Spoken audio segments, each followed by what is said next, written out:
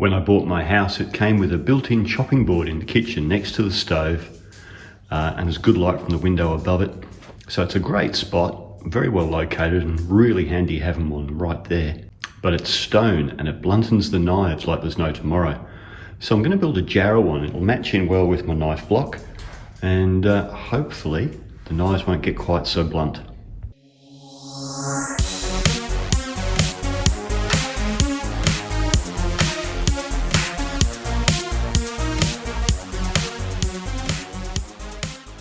Hi, welcome to my workshop. Now, as you saw in the intro sequence, I'm going to be making myself a cutting board or a chopping board or a butcher's block, depending on how you look at it. And to do that, I'm going to use this piece of jarrah here. It'll match in nicely with the kitchen. But just before we start chopping the wood up, it's important to think about how we're going to build our chopping board and why. There's different ways you can do it. So just looking at this piece of pine here, because it's a good example of what I'm about to show you, you've got end grain, face grain and edge grain. All three of these could be the surface of your chopping board, and each has advantages and disadvantages. Edge grain, of course, you've got the stability. Think of this as a beam in a roof, if you like. This is the way you would have it, with the weight down on the top. And so that is a lot more sturdy, a lot more stable. So that's a great way to build something, and would build you a nice chopping board, obviously. In this instance, obviously very thick. You wouldn't have it this thick, you would cut it thinner. Disadvantage of this, of course, is when the knife strikes the edge, it's a little bit like trying to chop through this with an axe. If you imagine you tried to chop this with an axe, you'd have to hit it several times and chop all the way through it to the other side, not just once. And so same with the knife. When the knife hits it, it's going to blunten fairly quickly. Like the axe, it's not going straight in, it's being stopped by the fibres running across. Face grain. The advantage of the face grain is you get the beautiful pattern of the wood, the nice grain, you can see that. And if you're running a few pieces together, you get up to the size of your board much more quickly because of the width of the wood. Again though, a little bit harsh on the knife, so your knife will get blunt a little bit quicker this way. And this will be a little bit more prone to warping. What I'm going to use is end grain. Now there's a lot more work in an end grain because you'll chop it off in pieces, glue all your pieces together, and you need a lot of pieces because you've only got a small surface area on the top there or bottom. So it takes a lot of bits. But when you put all your bits together, the advantage is, of course, is you're now cutting into the end grain with your knife as you chop. And that's a lot more gentle on the knife. Again, using the axe analogy, if we were to hit this with an axe in the centre, it would probably split this piece of wood in two. Okay, the crack would follow the grain all the way down, and we'd be left with two pieces of wood. And so the knife does a similar thing when you're cutting on your chopping board. It's hitting largely between little bundles of straws, if you like, if you're not sick of that analogy, and doesn't blunten as quickly. So that's the way I'm going to go. I'm going to take this piece of jarrah and I'm going to cut it into 30mm sections and glue them all together, flatten the top and sand it, wax it, polish it, oil it, and we'll have a chopping board. Let's go. After squaring off the timber and cutting them to 30mm widths, I've cut enough to make the whole chopping board, and now I'm just arranging them for a suitable pattern.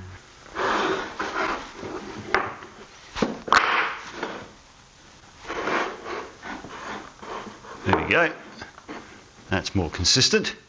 And so it won't look exactly like this when it's finished, because obviously I'm going to have to sand it yet. Some of this is actually burn mark from while it was being cut. Easily done with jarrah.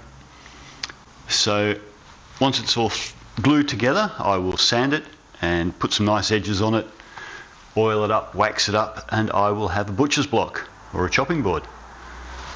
To start off with the gluing, I'm just gluing them in pairs and clamping them up because, well, basically that's a lot easier than trying to clamp everything in one go. To make sure I don't glue anything to the bench, I'm going to glue them on top of this silicone mat. Everything will peel quite easily back off that.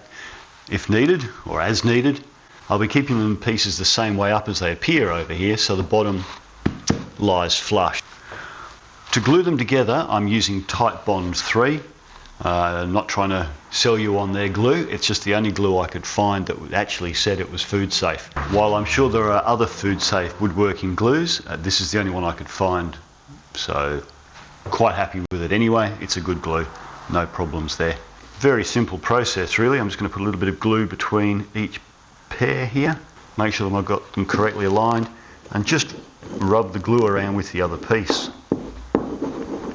End up with glue on both halves, and hopefully nice even spread and no squeeze out.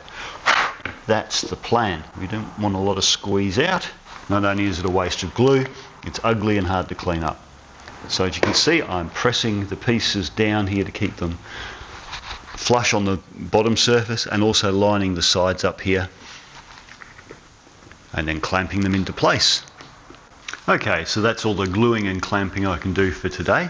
So I'm going to let those dry overnight and come back to this tomorrow.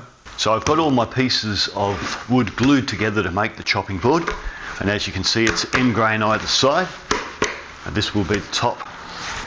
But it's not perfectly flat. Hard to get something like this perfectly flat. So rather than just try and flatten it with the belt sander, I'm going to make a little jig and sand it with the router, or flatten it with the router.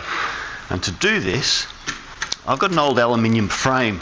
Like a lot of Australians, my first table saw was actually a Triton saw with a circular saw mounted underneath it. But didn't throw this away because I knew it'd come in handy one day for something, and this is it. So that's going to sit like so. I'm going to clamp that to the table.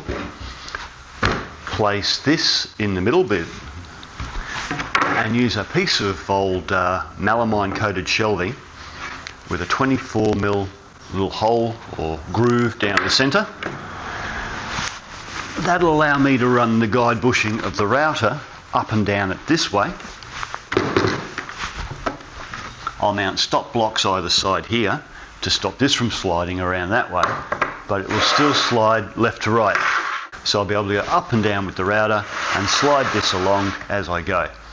Now at this point, that's perhaps just a tad too flexible, although only just, but I don't want to end up with a bowed board underneath here, bowed chopping board. So what I'm going to do is I'm also going to reinforce this with a couple of strips of timber either side, just to stop it from bowing and give it a bit more rigidity. Okay, so here we go.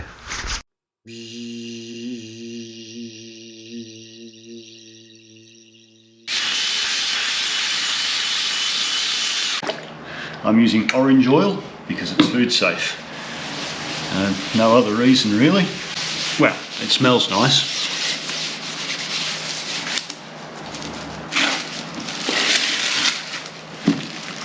Okay, so it's the following weekend. Saturday and Sunday I put numerous coats of oil on the board and then left them for 5 days to dry out a bit. And so I'm just going to buff the oiled finish, and then I'm going to wax. Why am I buffing the oiled finish? Just to get rid of any possible oil that's on the surface. So I only really want the oil that's soaked into the wood at this point. So I've made myself some paste wax here, and I made that by taking some beeswax, grating that up into fine granules with like a cheese grater, putting that in the jar. Then I put the jar in a pan of boiling water with the lid off and slowly heated it until the wax melted. Put in an equal amount of this food safe mineral oil, and I've ended up with this food safe beeswax paste. Now you don't have to make your own, you can go out and buy it. I just happened to be given a great big block of beeswax and thought, what a great time to make my own. And I'm just going to rub a very healthy coating of paste wax all over the board, making sure I really work it down into any open pores. You don't have to make your own paste wax, you could buy it at the shops here in Australia. Bunnings carries quite a few different food safe waxes actually that you could use. At least 3 that I saw while I was there. And you can see here that I'm really working it down into any little gaps. It's leaving some behind, some wax behind. and that will stop water from getting down into the board later on during cleaning, theoretically. Alright, now to buff that wax.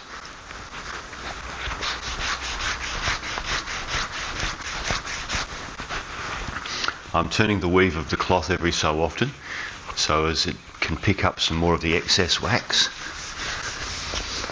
I'm not pressing down hard. I don't want to dig all the wax back out of the surface. I just want to buff the top of it so as it's smooth, basically. Okay, now that's the first layer of wax. So now I'm just going to do a second layer. 5 coats of oil, 2 coats of wax, and I think we're good to go. And so there we are, this is the finished product, waxed and buffed. Now to state some fairly obvious things, it is a wooden chopping board. It will swell and shrink and warp with use. That's to be expected, but hopefully, because I've used Jarrah being a fairly stable wood, those things will be minimised. And like I said at the beginning, end grain is supposed to be better for your knives. So there we are, one finished Jarrah butcher's block or end grain chopping board ready to go to the kitchen. There we are, there's the finished chopping board in place. And one thing I can't really show you, obviously, is how good it smells. It smells like orange and honey and absolutely smells beautiful. No doubt that will fade in time, although I've certainly got enough wax left over to give it a few more waxings as needed, if I don't end up using all of that on my table saw. Thanks for watching, hopefully that's been of some help, and I will catch you in the next video. Bye for now.